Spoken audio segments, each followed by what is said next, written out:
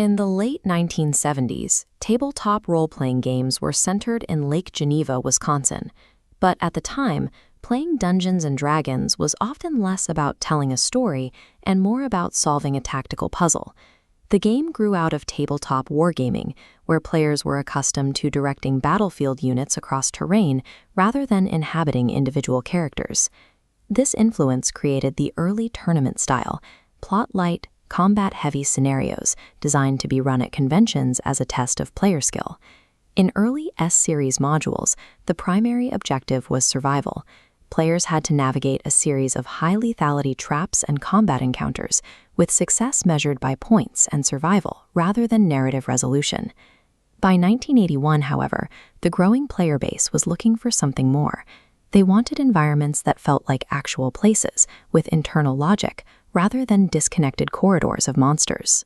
David Zeb Cook was a former high school teacher who joined the TSR design department after submitting a home-brewed jungle adventure as his writing sample. His creation, Dwellers of the Forbidden City, was originally intended to be part of the S-Series. This meant it was first envisioned as another linear, high-lethality tournament dungeon. But as TSR began organizing products by character level, the module was rebranded as the first of the Intermediate or I-Series. This pivot placed the module at the center of a design shift. It would bridge the gap between the arbitrary death traps of the 70s and the exploratory world-driven adventures of the mid-80s. Cook moved away from the funhouse dungeon model and instead looked toward early 20th century pulp fantasy. He specifically drew on the claustrophobic tribal warfare seen in Robert E. Howard's Conan stories. The result was an early sociological sandbox. Instead of a sequence of rooms, the Forbidden City was a ruins-based ecosystem defined by the interactions between competing factions. The city was controlled by the Yuan-ti, a secretive cult of snake men who orchestrated kidnappings to maintain their power. They were contrasted by the Mongrelmen, a tragic group of genetic outcasts who used camouflage and mimicry to survive in the lower tiers of the ruins. For the players, the objective shifted. They weren't just clearing a floor, they were a chaotic variable entering a stalemate, forced to navigate the politics of these warring groups to reach their goals. To give the city a sense of scale, the module provided 5 different entry points. This allowed players to choose their own path into the ruins, granting them far more agency than the front door entries of earlier modules. The map itself was a breakthrough.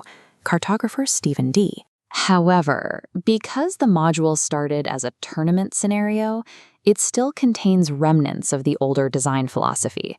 There are moments where the living ecosystem is interrupted by illogical puzzles. In Room 18, players find a localized anti-gravity sphere attached to a cavern ceiling. Suspended inside is an upside-down, locked, and trapped chest. It's an encounter designed for a timed tournament, but it feels out of place in a ruined city. It's a perfect example of a game in transition, a module trying to simulate a realistic world while still utilizing the arbitrary obstacle courses of its predecessors. Beyond the map, Cook used the module to introduce several creatures that steered the game toward themes of cosmic horror. This was the terrifying debut of the Aboleth, an ancient, psychic aquatic entity worshipped as a subterranean god. It also established the Yuan-ti as major antagonists. They were more than just monsters to fight. They were fanatical puppet masters with a complex social hierarchy. By populating the city with these sophisticated threats, the module showed that enemies could be defined by their agendas and intelligence rather than just their hit points. These design principles, faction play, nonlinear exploration, and 3D mapping, eventually became common tools for world building in subsequent editions. You can see the direct results of this in the modern 5th edition campaign, Tomb of Annihilation, which functions as a spiritual successor to Cook's original work. The campaign features structural parallels to the 1981 module, including the ruined city of Omu, the use of isometric cartography, and a central conflict involving competing Yuan-ti factions. Dwellers of the Forbidden City remains a landmark because it invited players to do more than just survive a dungeon.